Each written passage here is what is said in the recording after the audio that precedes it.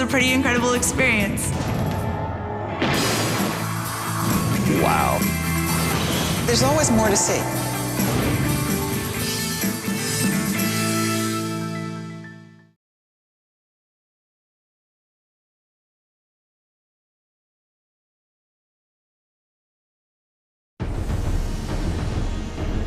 Abraham Lincoln, the man who rises from obscurity to become the 16th American president, and arguably its finest. Lincoln is consistently ranked by historians as the greatest American president. But his sudden assassination leads to the creation of a legend that obscures his true personality. Through in-depth historical, psychological, and medical analysis, his character is laid bare, and the extraordinary impact of his early life revealed as we open the mystery files on Abraham Lincoln.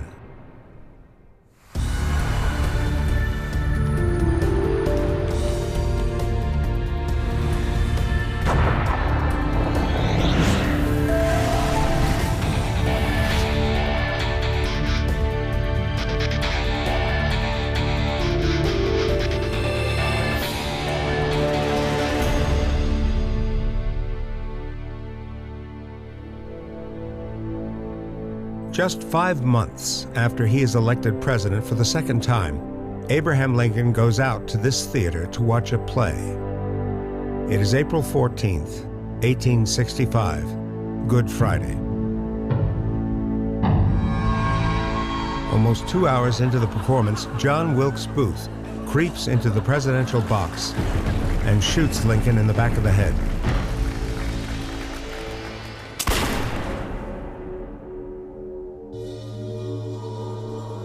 Lincoln dies the next morning, becoming the first U.S. president ever to be assassinated.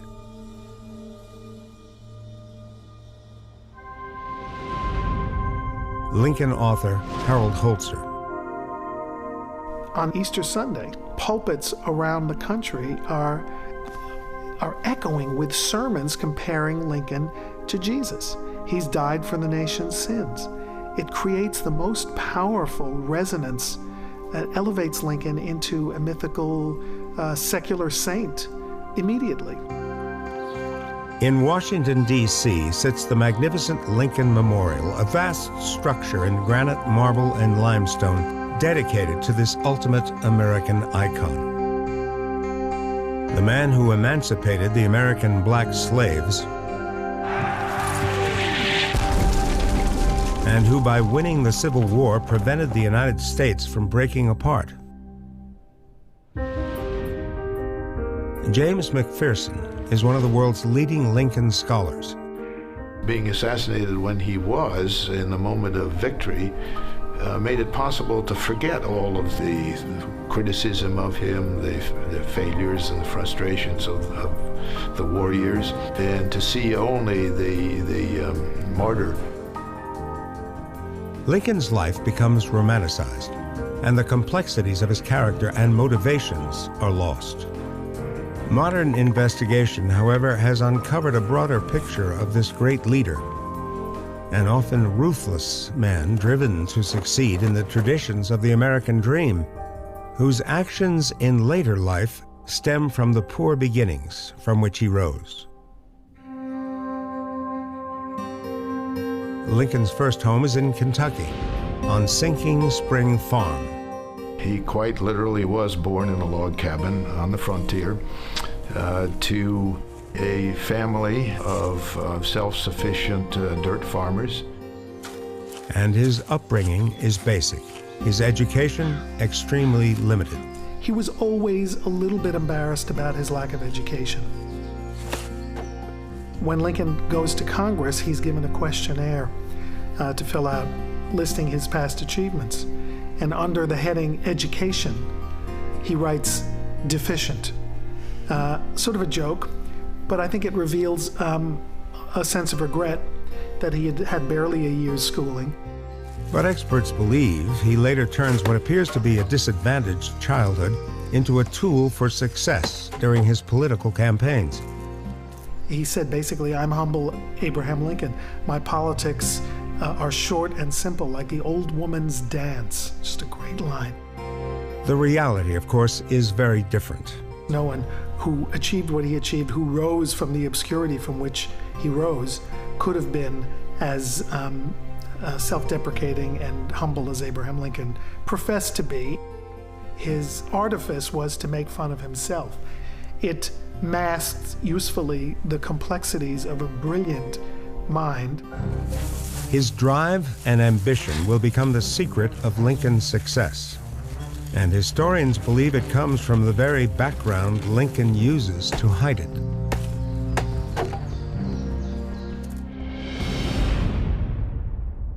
Historian Michael Burlingame has been investigating the psychology behind Lincoln's early life.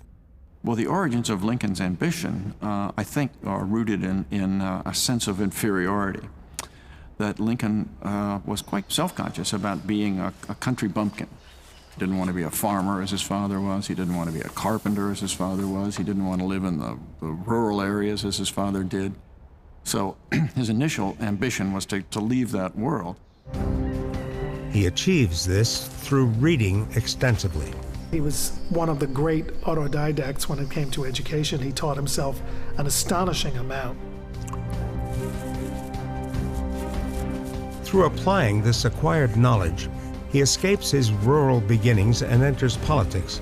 But his pursuit of public life is not purely for altruistic reasons.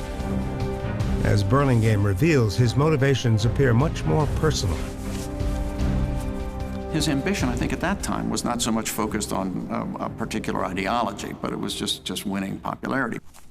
And then this is not the case just with Lincoln, but many people go into political life as a way of enhancing their sense of self-esteem.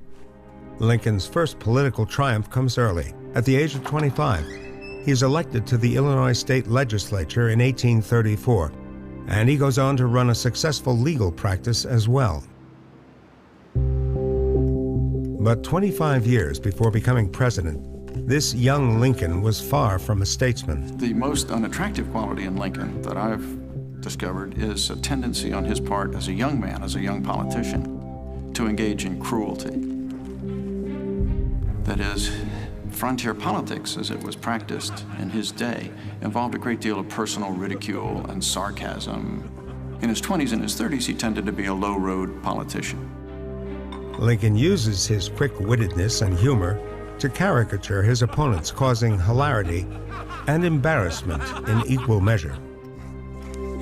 While such tactics may prove very effective in a frontier state like Illinois, they were hardly suitable for the presidency.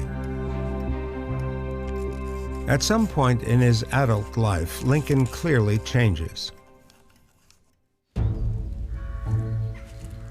Historians believe that one event contributes greatly to the shift in Lincoln's behavior and personality. Once he so insulted a political opponent that he was challenged to a duel. In 1842, James Shields, a victim of some of Lincoln's cutting remarks, calls for a physical contest to defend his honor. Lincoln, as the challenged party, was able to choose weapons, and the gentleman who challenged him to a duel was much shorter than Lincoln, and Lincoln specified that the duel would be fought with swords, that it would be fought in a limited space in which he could not move out of, and a dividing line which they could not cross. So Lincoln could have stood on his side of the dividing line and turned his opponent into steak tartare with his sword while the opponent flailed at him and was unable to reach him. Under these terms, Shields stands little chance of victory. But at the last moment, wiser heads manage to talk them out of it, and Lincoln apologizes.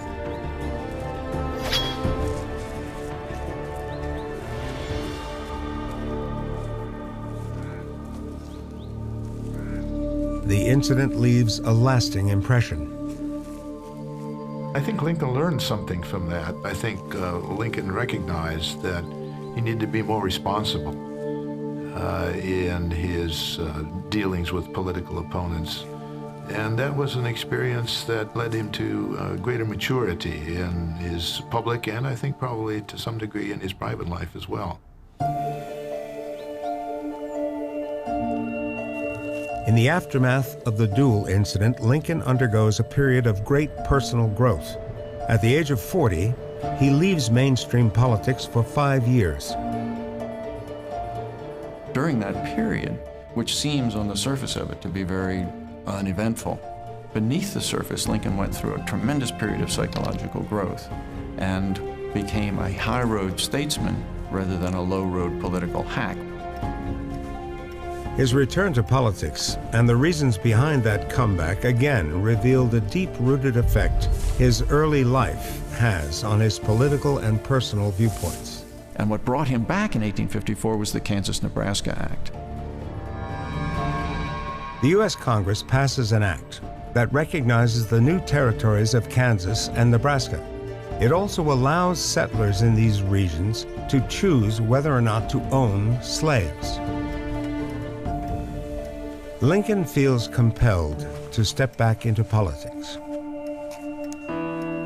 The speeches he gives in opposition to the act show how far Lincoln's personal development had come since that day of the duel over 10 years ago. Right now we're in the Hall of Representatives at the old state capitol in Springfield. Lincoln's celebrated House Divided speech in June of 1858 was delivered in this very hall at the podium just behind us here. It was the opening paragraphs in which he said, "A house divided against itself cannot stand. I believe this government cannot endure permanently half slave and half free. I do not expect the Union to be dissolved. I do not expect the house to fall, but I do expect it will cease to be divided." From speeches like these, his eloquence and intellectual strength lifts his political profile to the national level. So it established Lincoln's credentials as a very powerful spokesman for the anti-slavery cause. He became an even more prominent national figure, and it really helped to make him president. This is the declaration that spurs Lincoln onto the presidency, and it shows a marked shift in his personal motivations. His ambition then is not just to achieve fame and applause, but also to help do something that would alleviate the suffering of the slaves and to vindicate the honor of the country.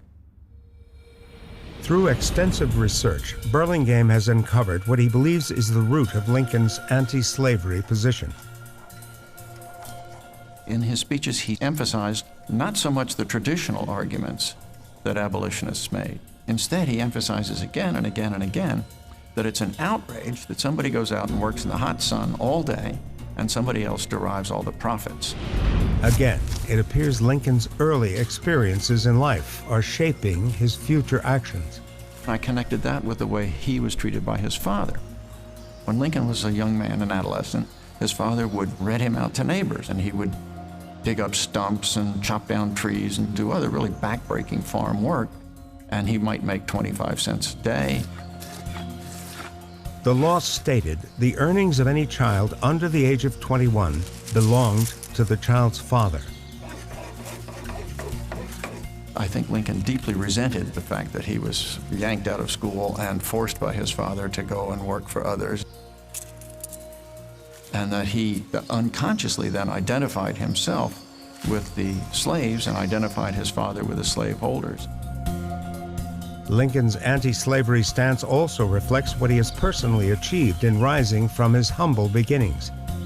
Lincoln himself said it many times that slavery was an anomaly in a society that believed in the rights of all men to get ahead. Because slaves were, of course, as Lincoln once put it, fatally fixed in that condition for life. They had no hope of getting ahead. This strong conviction from his early years would stay with him throughout his life. And his opposition campaign would take him to the center of national politics. On November 6, 1860, Lincoln wins a surprise victory to become the 16th American president.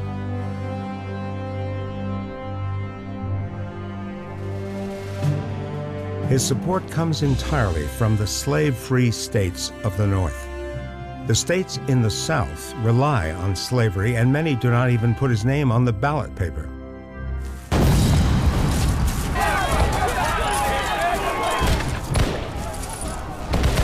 Lincoln's actions in the face of the Civil War that ensues would place him in many history books as the greatest American president. But he could only have achieved such status through extraordinary determination and character. Investigation of the more personal side of his presidency reveals just how impressive his self-control was. In 1862, Lincoln's son William dies, apparently of typhoid fever.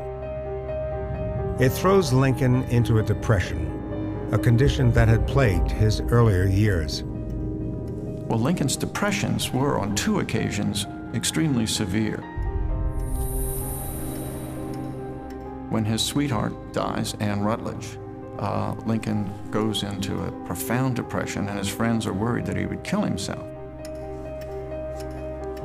Anne Rutledge, believed by many to be his first love, died in 1835 when Lincoln was just 26 years old. The specter of depression remains over him for the rest of his life. He was a man of melancholy, who, especially in his younger years, had suffered from depression and went through times of depression as President of the United States, too.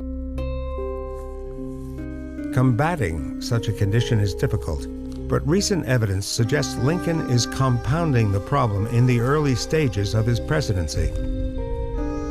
Lincoln is taking something called Blue Mass, a strong medication designed to ease his melancholy. Dr. Norbert Hirschhorn believes this irritability could be indicative of something more serious. It came more and more clear to me that as a physician, that if a man like this comes to me saying, I take Blue Mass, and all his friends and relatives come and say when he's behaving really erratically, he loses his temper, he's very sensitive, he's got a tremor when he's under stress, I would say, I think this could be mercury poisoning. Blue Mass pills are known to contain mercury. Dr. Hirschhorn had the pills recreated and tested to see the level of mercury that would be absorbed on consumption. 6.6 grams.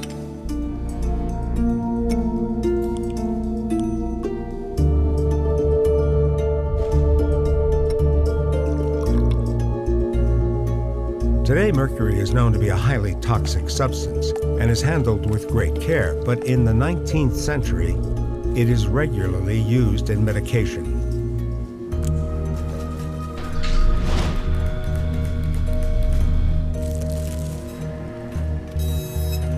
Dr. Hirschhorn's results are unequivocal. We find that under any reasonable doses that he could have been taking, he's absorbing a lot of mercury. The amounts are 1,000 times more than what is now allowed to be absorbed by our health authorities.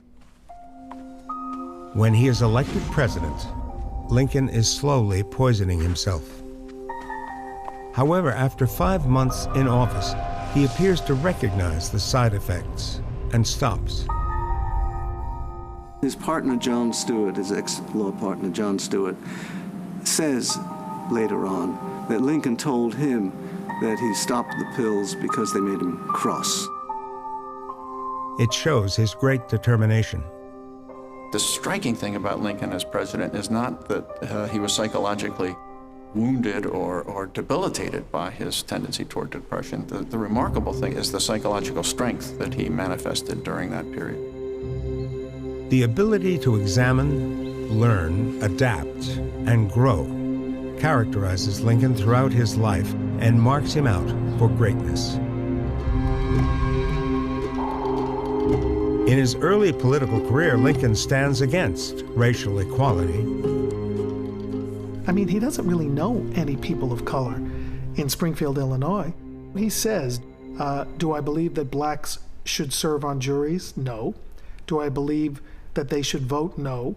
Do I believe they have the right to intermarry with white people? No.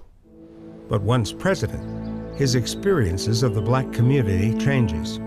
I think it's really crucial that he moves, he changes. In the White House, he meets Frederick Douglass more than once. They plan emancipation strategy together. Frederick Douglass is a prominent black campaigner and former slave. He welcomes Douglass to the White House in 1865 after his inaugural address. He says publicly, "Douglass, what did you think of my speech? There is no one whose opinion I respect more than yours." This in front of a crowd exclusively made up of white people. Culturally, one of Lincoln's greatest moments, because if there's ever a moment when he's advancing toward believing in equality, at least as an ideal, that's a moment. Another vital influence comes out of the Civil War itself. I think a major factor in that was the contribution of black soldiers to Union victory. Here were people who had fought for their country, and by doing so, they had earned citizenship in that country. It is the move towards black suffrage that leads directly to his death. Perhaps because of his own childhood experiences, Lincoln's sense of injustice again impacts on his politics. In the last speech that he gave 3 days before he was assassinated, basically publicly came out in favor of some degree of political rights for the freed slaves. But it is a dangerous step.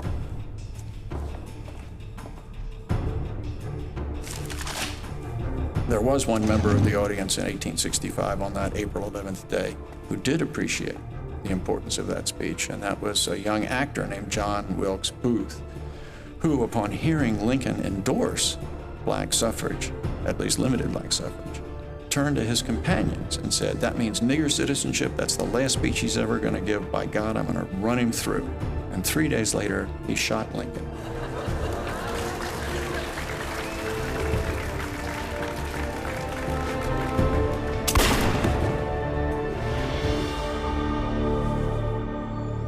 In death, Lincoln's martyrdom is assured. But this investigation uncovers the other facet of this saintly figure.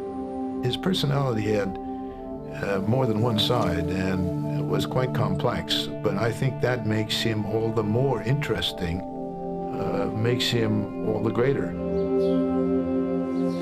Immortalized as the hero of the Union and the great emancipator, Lincoln the man is more fallible and yet more interesting than his mythical reputation. A man who is therefore to some the greatest American who ever lived.